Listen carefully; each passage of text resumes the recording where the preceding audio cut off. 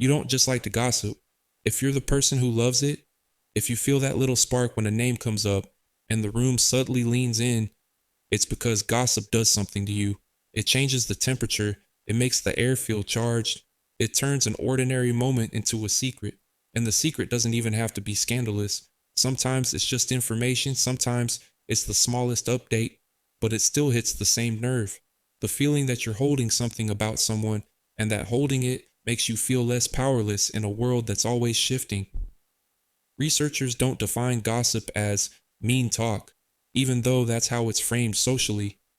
A widely used, research based way of describing it is simple: it's communication between a sender and a receiver about a target who is absent or unaware of what's being said.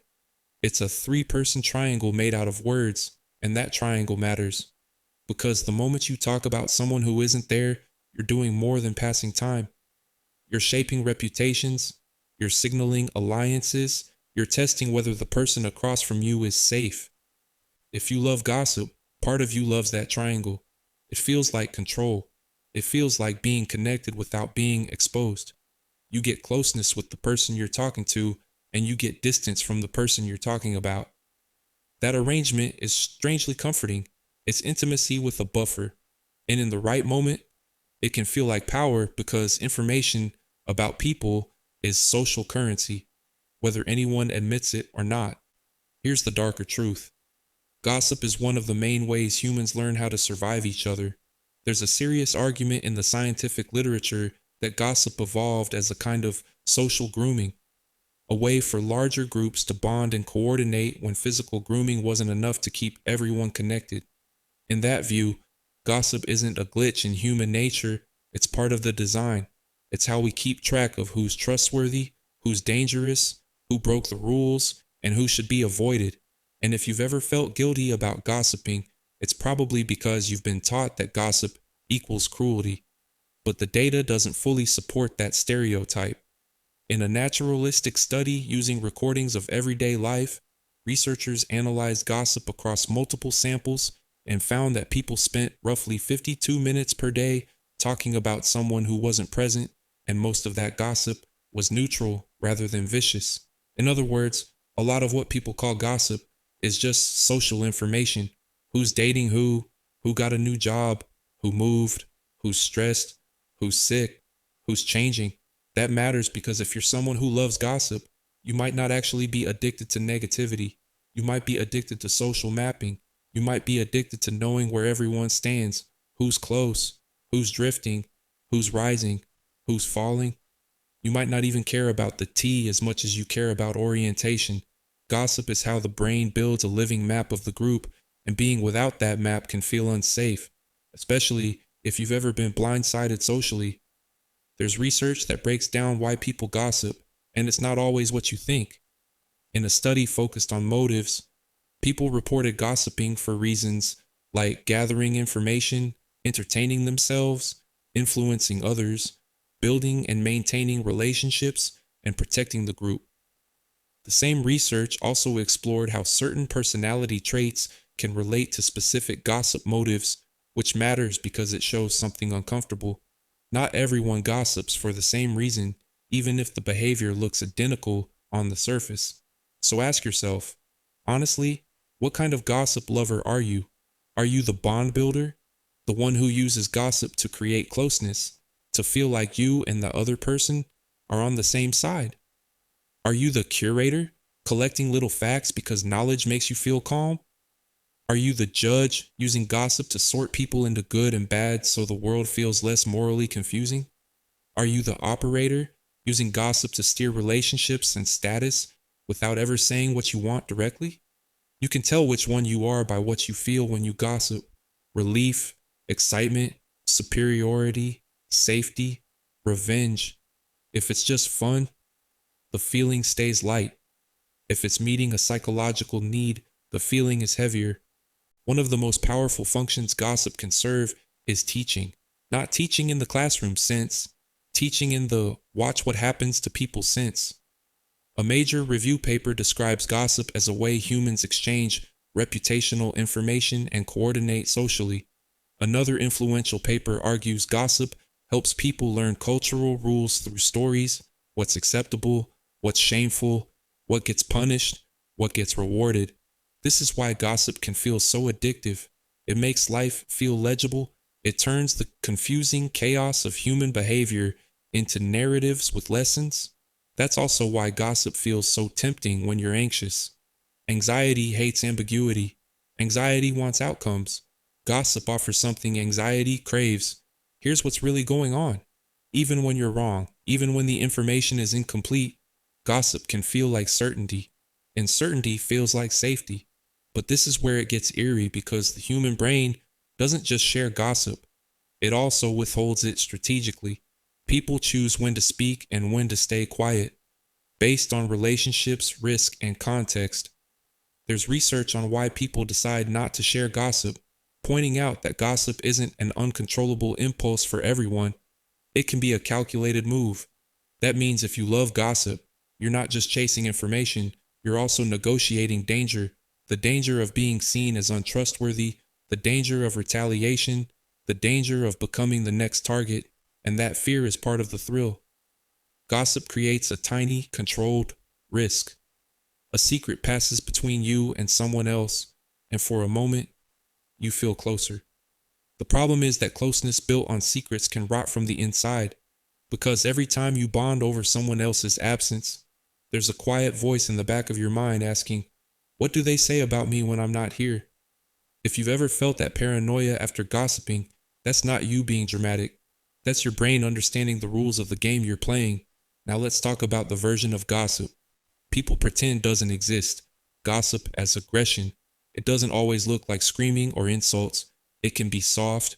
It can be a sigh and a raised eyebrow. It can be, I'm just concerned. It can be, I'm not saying this to be mean, but a half-century review of gossip research describes how gossip can serve multiple functions, including social bonding and information exchange, but also more hostile purposes, such as undermining others. That's the dark dual nature of gossip. The same behavior can build communities or destroy them, depending on the motive behind it. If you love gossip because it feels like a weapon, you already know the secret. It lets you harm without looking like the bad guy. You can damage someone's reputation while keeping your hands clean. You can move social groups like pieces on a board while smiling. And if you've ever felt that rush, the satisfaction of controlling how someone is seen, you're not just chatty. You're using gossip as indirect power. But even if you're not malicious, gossip can still become a kind of emotional self-medication. If you feel empty, gossip gives you stimulation. If you feel lonely, gossip gives you a connection. If you feel insecure, gossip gives you comparison. If you feel powerless, gossip gives you influence. This is why gossip can spike when people are stressed or bored. It changes your internal state quickly. It makes you feel plugged into a world of consequences instead of trapped inside your own head. There's also something almost primal about reputations. Humans are built to care about who is safe to cooperate with. Modern research on gossip and reputation describes how gossip can spread reputational information and shape cooperation, partner choice, and helping behavior. In other words, what you say about someone can influence whether other people avoid them, help them, trust them, or punish them. That's not small. That's social survival. This is why gossip has such a strange moral vibe to it. Even when it's negative, it can feel like justice. Like you're warning people, like you're protecting the group, and sometimes you are. But the line between protection and entertainment can blur fast. The more you repeat a story, the more it stops being about safety and starts being about the pleasure of the narrative itself. If you want to understand the psychology behind loving gossip, pay attention to how it feels in your body. For many people, gossip isn't just words, it's a rush. Your brain treats social information like a reward because it helps you predict the world. It gives you leverage. It helps you avoid being blindsided. It helps you belong. And belonging is one of the deepest human needs. Gossip can act like a shortcut to belonging because it creates a feeling of us instantly. You and the person you're talking to become a unit, and the target becomes them. Now here's the unsettling part. The us you build through gossip can become an addiction. Not because gossip is inherently evil, but because it's a fast way to feel connected without being truly seen. Real intimacy requires vulnerability. Gossip intimacy does not. It lets you bond while hiding, it lets you feel close while staying protected. And if you've been hurt before, that can feel like the perfect deal. That's why, in everyday life, gossip often focuses on people you actually know, not just celebrities. It's not only entertainment, it's social navigation. The Robbins and Karan work, summarized by professional psychology outlets, emphasizes that much gossip is neutral and often about social information rather than purely tearing someone down. When you love gossip, you may simply be drawn to the social fabric itself, the constant shifting of relationships and roles. But there's a cost that sneaks in quietly. The more you rely on gossip to connect, the more it can shape how you see people. You start scanning for story potential instead of seeing a full human being. You start turning lives into content. You start treating mistakes as entertainment. And if you do that long enough, your empathy can thin out. Because empathy doesn't thrive in a room where everyone is always a possible target. If you're watching this and you recognize yourself, you don't need to pretend you're above it. Almost everyone gossips. The difference is whether gossip is something you do sometimes or something you need to feel alive. The difference is whether it's an occasional social tool or the main way you build closeness and manage your emotions. So I want you to imagine something. Imagine you couldn't gossip for 1 week. No talking about people who aren't present. No, did you hear? No, apparently. No, I shouldn't say this, but what would you feel first? Boredom, anxiety, loneliness, irritation? That feeling is the real reason you love gossip. The gossip is just the delivery system. And if you want the darkest, most honest ending, it's this. When you love gossip, you're often chasing one of two things. You're chasing connection or you're chasing control. Sometimes it's both. Gossip can make you feel like you belong, and it can make you feel like you're above. It can make you feel close, and it can make you feel protected. It can be a warm fire in a small circle, or it can be a slow poison that spreads through everything you touch. The next time you feel the urge to gossip, don't just ask, is it true?